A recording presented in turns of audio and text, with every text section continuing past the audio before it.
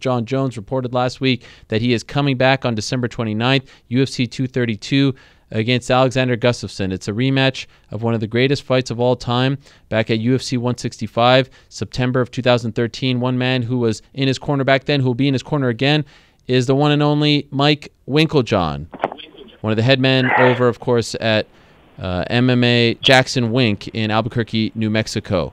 Mike, how are you? Ariel, I'm doing great, man. Thanks for having me on. How are you, sir? I'm doing great. A pleasure to talk to you as always, Mike. So there's always a lot going on in the gym, but big news, of course, is the return of Jon Jones. I know I've seen on social media you've been working with him a little bit. How would you describe, considering the layoff, sort of his health state right now? What kind of a shape is Jon Jones in? Pretty damn good shape, actually. We're trying to get he's been doing a little bit of boxing stuff since he's been off, but we're getting really into kicks quite a bit. He's picked it up. This is the earliest we've trained for a fight probably ever. So training camp's already begun, and real excited about where he's at right now. He's looking damn good. Did you like the idea of this? Of all, it seemed like he had a million options, and so we settle on Gustafsson at 205. Did you like this idea? Oh yeah, there's no doubt about it. You know what, Jon? He won the last fight. He definitely didn't train hard for that fight. His mind was elsewhere. I think he took it a little light. Found out real fast how stupid that was, because Gustafsson can fight. He's the real deal, and definitely a different look for Jon with his height.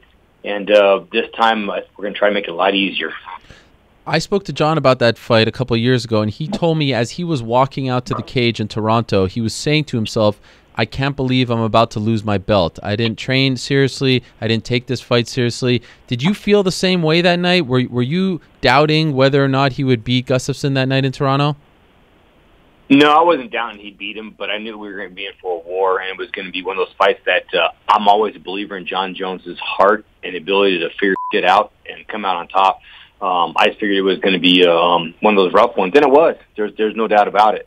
It was just I had to find a way. We had to find a way as a team to help him conserve his energy here and there throughout the fight, because he wasn't quite the shape he should have been in, and which plays out huge, as we went through the fight. And so how would you describe right now, like, just his mental state? I mean, there's a lot that has gone on in his life, and he's had to overcome a lot, and he's had his ups and downs. But right now, like, is he serious? Is he focused? Is he coming to the gym every day? What are you seeing out of Jon? He's probably downstairs right now. He just got done with class. He came to great class this morning. He's coming back to work with me tonight. And, he's here all the time. He's focused. He's on it. His mom dying, passing away, amongst everything else happening, it kicked his ass. There's no doubt about it. But Jon's focused. He's a winner. He understands where he's at, and he wants to continue his legacy. And we're all in here as a team to help him get there and continue on as the greatest fighter of all time. I know I'm sort of putting you on the spot here, but I'm just curious your perspective, as unbiased as possible. Cormier said it's essentially like unfair that he's being stripped for the guy who they just stripped. How do you feel about the fact that the belt is on the line in this fight? Oh, I love the belt being on the line for the fight. There's no reason for Jon Jones to fight unless the belt wasn't on the line. He's the best. He's always been the champ. He never got beaten. No one took the title from him, so he deserves to get the crack at it. So there's no doubt about it. We want that title. Every fight is big in this game, especially at that level. But considering everything he's been through, and considering there's people now who want to, question his legacy and question his resume and what were you doing before, etc., do you feel like he has to come out and put an exclamation point? Like, does he have to do something emphatic against Alexander Gustafsson so all that talk ends?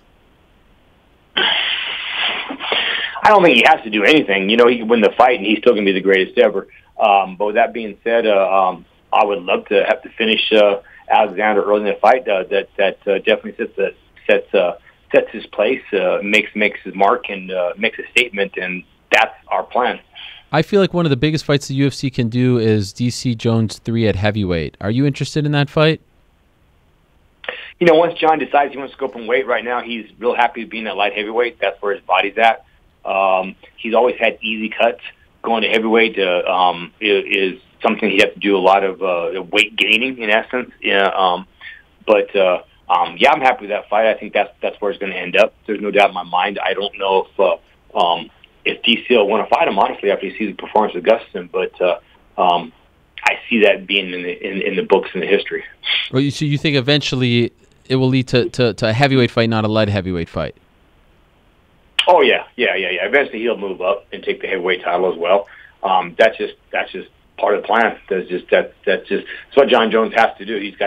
He's always constantly challenging himself. He studies fight tape. He's a champ, and he will win this light heavyweight world title, and then he will move up and win the heavyweight world title down the road. There's no doubt about it. Do you think he goes up right after this one? Like, has he talked to you about a timeline? No. You know what? That would be stupid to talk about right now. Yeah. That's for everybody else to talk about, not for real fighters. Fighters are focused on the person in front of them, because if they get distracted from that, they can fail. Right. I don't have to tell you, but around a month and a half or so ago, a lot of drama surrounding the team with Donald Cerrone leaving, yourself, and all that stuff. How would you describe things right now? What's the vibe like? Has that kind of calmed down a little bit, or is it still lingering? It didn't change one stroke. The gym is as good as it's ever been. The atmosphere is fantastic. Everybody's winning. It's up. An incredible amount of guys in the cage this morning working out with each other. And, the only person not here is Donald at the moment. But, I'm hoping in my heart that down the road we can get Donald to come back. Donald, he's just he's just hard-headed, I guess, kind of like myself. But he's been a big part of our team over the years, and it's a terrible thing that happened. I really wish it didn't happen. But, we got a fight coming up with him and Perry, and everybody's just got a job to do, and we'll get through it. When you say it's a terrible thing that happened, you wish it didn't happen, what are you referring to? Oh, the whole thing. I'd rather just not make much of a comment about it. The whole thing just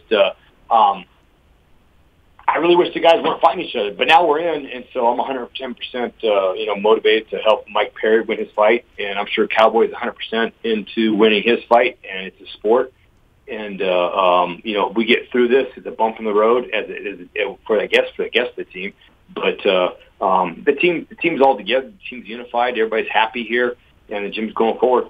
Will you be cornering Mike in that fight? Yes, I will be. Do you think that'll be awkward for you come fight night?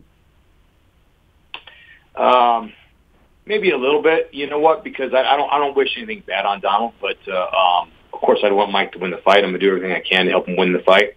It is a little awkward because truth being told, I've always liked Cowboy Cerrone. He has the ability to teach a lot of guys a lot of things about being going your own way and doing your own thing and being a man. And he has done that in the past. So I think he's good for a lot of guys out there that have gone and hung out with him at the ranch. And I only wish them the best in the future. And just curious, since all this stuff blew up, did you guys talk privately at all to try to clear the air? No, we have not. Okay, but you're hopeful at some point you'll be able to. Oh, absolutely. Yeah, you know what? Donald, I'd love to have a beer with the guy. You know what? I can't keep up with him on motorcycle riding and jumping off and doing crazy things. But you know what? There's a true respect there. What's it been like having Mike Perry? A very bombastic character, colorful character. What's it been like having him at the gym these days? Oh, it's great. You know what? He's brought a lot of energy to the gym. Diego Sanchez and I were just talking about that. He's brought this a little bit about, just that aggressiveness. And not that he was firing anybody around here. He's actually been a great sparring partner, a great workout partner for everybody. But he has a lot of piss and vinegar in him, and I love it because it's rubbing off on the team. I saw that. And by the way, happy belated birthday. You just celebrated your birthday, right? Yeah, I did. I really don't appreciate you bringing that up because I'm getting old as crap. 35, right? You look great for 35. Yeah, I do get better looking with age. That's what I always try to tell people, but they disagree. I saw one of your prize students, Holly Holm, celebrating your birthday and serenading you with all kinds of thoughtful gifts. What did she get you? Like foot cream and some bandages? What was that? Yeah, you know what? For the years, old guy stuff. She got me wipes, yes, and the Advil and Epsom salt stuff. She's always sent me something on my birthday or a card, and she's always said, "Coach, you are really," and you turn the card over, old. That's her thing. I got a couple of girls that I've trained for since they've been little teenagers, right? And He just had no respect for the elders. That's all I can say. Yeah, but it was good seeing you guys back, training together. I know she had a minor knee surgery. What do you want for Holly next, coming off that great win over Megan Anderson? What would you like to see her do? World title.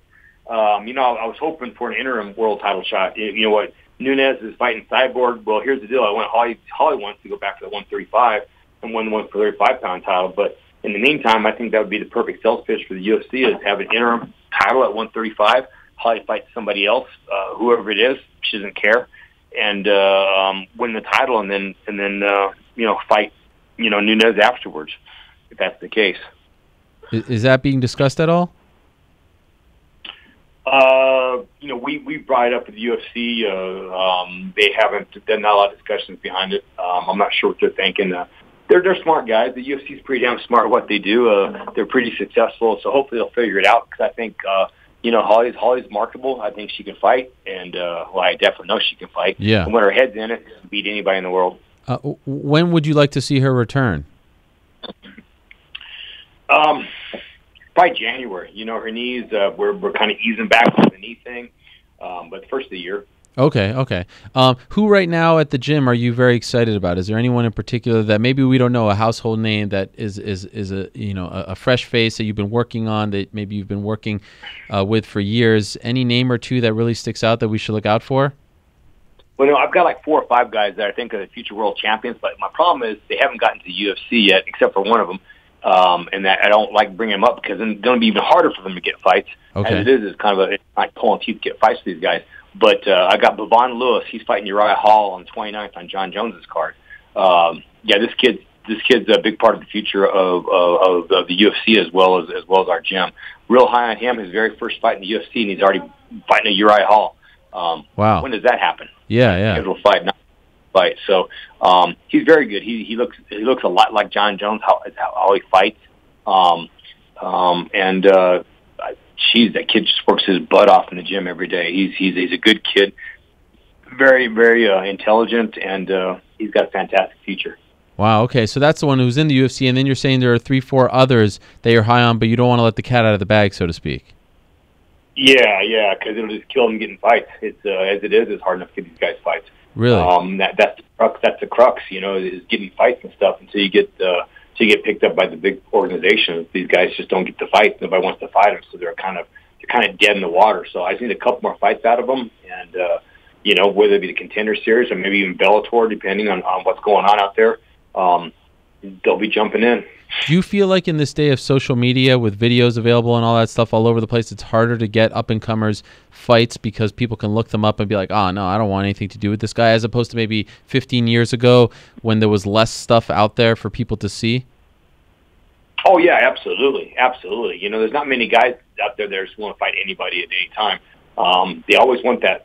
They want to make sure they're going to win that fight in their own mind, and promoters, if you have somebody that sells tickets for you, and I understand because I've promoted fights before. Of course, you want your ticket seller to win the fight. You don't want to bring somebody in that's going to kick the crap out of your ticket seller, and then you're done.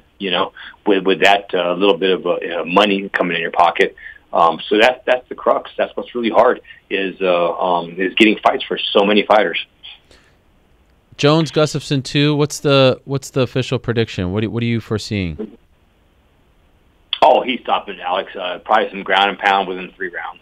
All right. I think he can hurt him on the feet, and then John does what he does, and he gets underneath him. I call them elbows. Yes, we've seen that against the likes of Brandon Vera, Vladimir Matyushenko. It will be good to have. It hurt him one time, which I still think is a bit of a joke, the Matt Hamill fight. But yes, perhaps the scariest elbows in the history of the game. Will be good to have him back. Coach, thanks so much for the time. Appreciate it as always. Good luck in training camp with Jon and, of course, with everyone else leading up to the end of the year. All right, great. Thanks for having me. Thanks, Ariel. There he is, Mike Winkeljohn, head man over at Jackson Wink in Albuquerque, New Mexico. Big fight, of course, for Jon Bones Jones on December 29th against Alexander Gustafsson.